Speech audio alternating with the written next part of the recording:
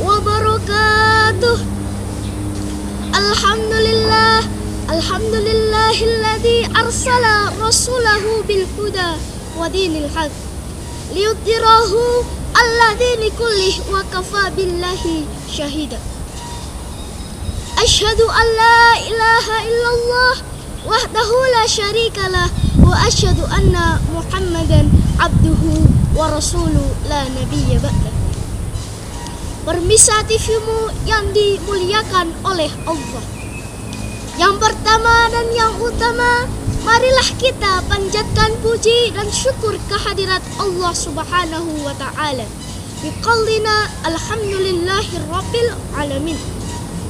Salawat serta salam semoga senantiasa tercurah kepada Nabi Allah Muhammad sallallahu alaihi wasallam.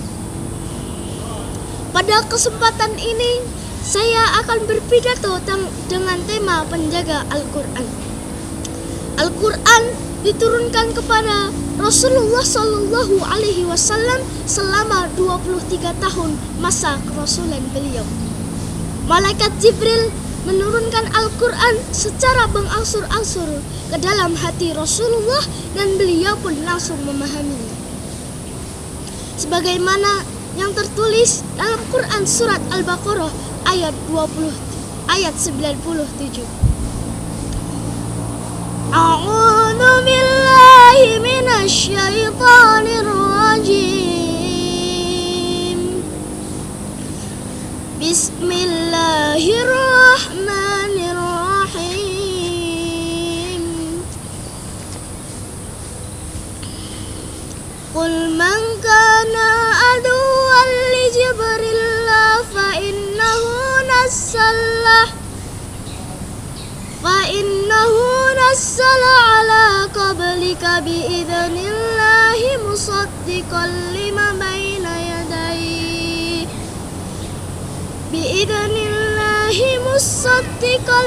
baina yadayhi wa hudan wa yusra lil mu'minin. Katakanlah, barang siapa yang menjadi musuh Jibril, maka Jibril akan menurunkan Al-Quran ke dalam hatimu dengan seizin Allah, membenarkan apa kitab-kitab yang sebelumnya dan menjadi petunjuk serta berita bahagia bagi orang-orang yang beriman. Kemudian Rasulullah Shallallahu Alaihi Wasallam mengajarkan Al-Quran itu pada para sahabatnya. Waktu itu belum ada kertas seperti zaman modern sekarang ini.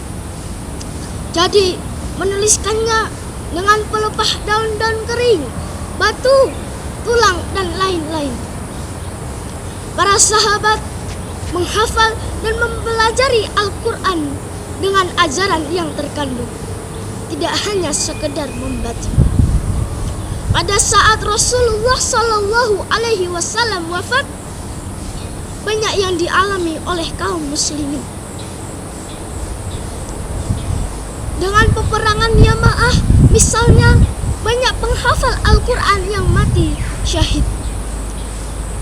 Oleh karena itu, Umar bin Khattab akhirnya meminta Abu Bakar menjadi khalifah mushaf Al-Quran.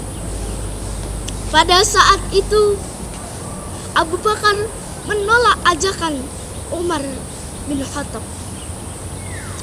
Karena gigihnya Umar bin Khattab akhirnya menjelaskan pentingnya membuat mushaf Al-Quran, dan akhirnya Abu Bakar setuju dengan ide Umar bin Khattab.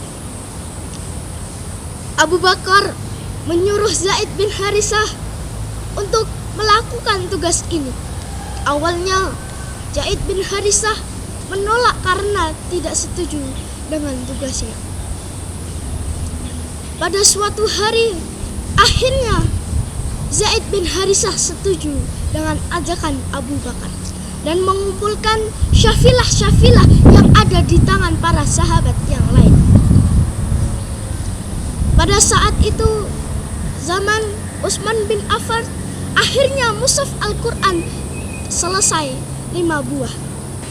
1 disimpan oleh Utsman dan 4 dibagikan di Mekah, Syariah, Kubah, dan Basrah. Jadi pada saat itu sahabat tabi'in tabi'ut akhirnya mempelajari dan menghafalkan Al-Quran karena jumlah mushaf yang sangat sedikit. Nah, bagaimana dengan zaman sekarang ini?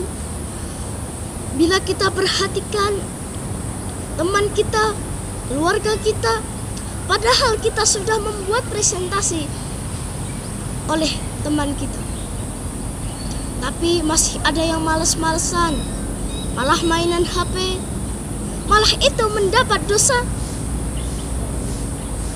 Kemampuan kita untuk lebih mendekat Allah adalah melaksanakan perintahnya dan menjauh larangannya.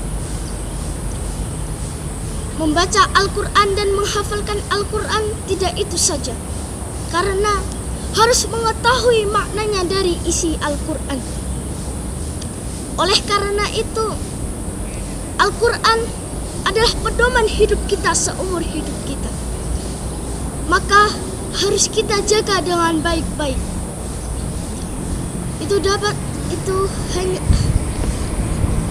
Hanya itu yang dapat saya sampaikan. Terdapat salah dan hilaf, mohon dimaafkan. Nasrum minallahi wa fathun qarib. Wassalamualaikum warahmatullahi wabarakatuh.